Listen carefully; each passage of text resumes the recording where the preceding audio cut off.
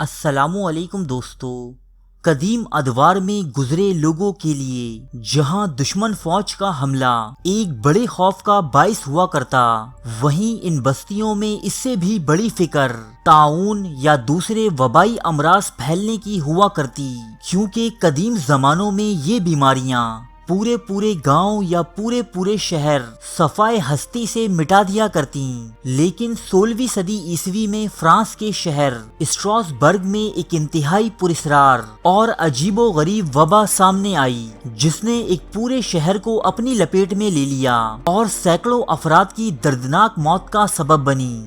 اپنی پراسراریت کے سبب یہ وبا آج تک کائنات کے ان کھلے رازوں میں سے ایک راز بنی ہوئی ہے، کیونکہ یہ بیماری انسان کو کسی بخار، نزلے یا دوسری تکالیف میں مبتلا نہیں کرتی تھی، بلکہ یہ عجیب و غریب بیماری جس کو لگتی وہ رقص کرنے پر مجبور ہو جاتا اور تب تک اس کی ٹانگیں اور جسم تھرکتا رہتا کہ جب تک تھکن، دل کے دورے یا کسی اور وجہ سے اس کی موت واقع نہ ہو جاتی۔ یورپ میں اس بیماری کو ڈانسنگ پلیگ کے نام سے یاد کیا جاتا ہے، جس میں سینکڑوں افراد ایک ساتھ رقص کرتے ہوئے ہلاک ہوئے۔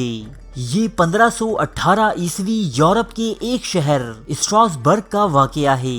مشہور مورخ جان ویلر کے مطابق اس وبا کی شروعات فراو ٹرافیا نامی ایک عورت سے ہوئی۔ اس کے ہم عصر گواہوں کے مطابق یہ عورت سینٹ وائٹس کے انتقام کا نشانہ بنی تھی۔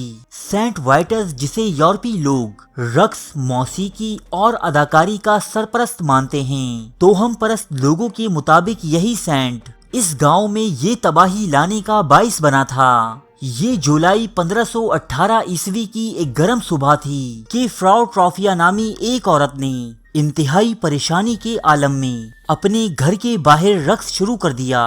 وہ پورا دن اور پوری رات ناچتی رہی، یہاں تک کہ شدید تھکن کے سبب بے ہوش ہو کر گر پڑی۔ اگلے دن جب وہ ہوش میں آئی تو بنا کچھ کہے اور سنے اس نے دوبارہ رقص شروع کر دیا۔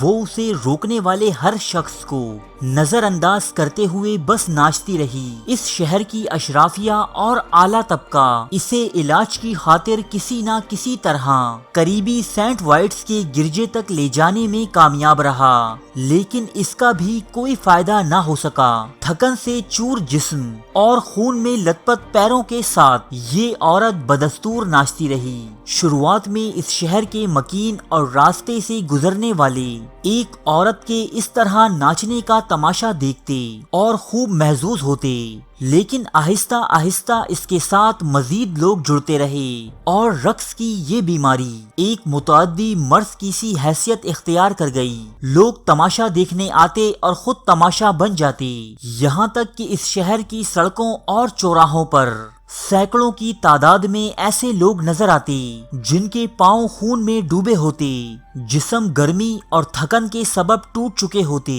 لیکن پھر بھی ان کی ٹانگیں اور جسم تھرکنا بند نہ کرتے۔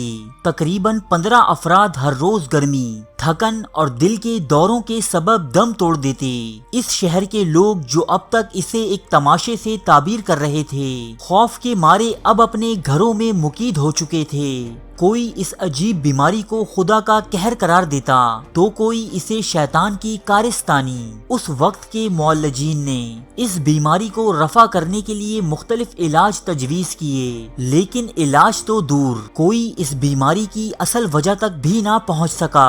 3 مہینوں تک اس شہر میں سینکڑوں افراد کی جان لینے کے بعد یہ بیماری خود بخود یہاں سے غائب ہو گئی اور اپنے پیچھے ایک نہ ختم ہونے والے سوالات کا سلسلہ چھوڑ گئی۔ مورخین کے مطابق ڈانسنگ پلیگ کا یہ واقعہ اپنی نوعیت کا واحد واقعہ نہیں ہے، بلکہ ایسے واقعات یورپ میں 11ویں سے 17ویں صدی عیسوی کے دوران متعدد مرتبہ رونما ہوتے رہے ہیں۔ اٹلی کے لوگ ڈانسنگ پلیگ کی وجوہات ایک خاص قسم کی مکڑی کا کاٹ لینا تسلیم کرتے تھے۔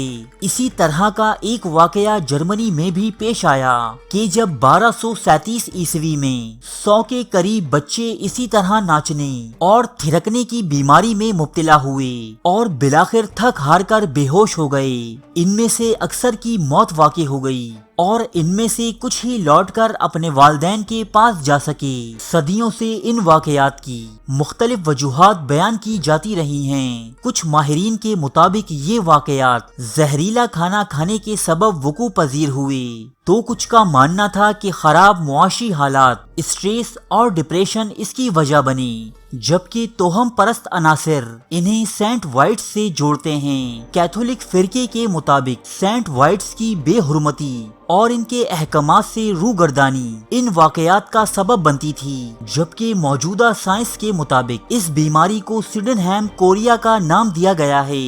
یہ ایک ایسی بیماری ہے جس میں انسان کا جسم خود بخود تھرکنا شروع کر دیتا ہے، لیکن کوئی بھی آج تک اسٹراسبرگ میں رونما ہونے والے سانحے کی حتمی وجہ بیان کرنے میں ناکام رہا ہے کہ جو سینکڑوں افراد کی دردناک موت کا سبب بنا اور آج تک دنیا میں ہونے والے عجیب و غریب واقعات کی صفحے اول میں شمار کیا جاتا ہے۔ ارے فرینڈز، ایک منٹ، آپ ایسے ہی جا رہے ہیں؟ اتنی محنت سے ویڈیو بنائی ہے، ایک لائک تو بنتا ہے نا؟ اور دوسرا یہ کہ آپ ہمیں اتنی بڑی دنیا میں دوبارہ کیسے ڈھونڈیں گے؟ تو اس کا حل یہ ہے کہ آپ ہمارے چینل کو سبسکرائب کر لیجئے اور اس بیل کے آئیکن کو کلک کر دیجئے۔ اس طرح ہمارے آنے والی تمام ویڈیوز آپ تک پہنچتی رہیں گی۔ ارے ڈریے مت، یہ بالکل فری ہے۔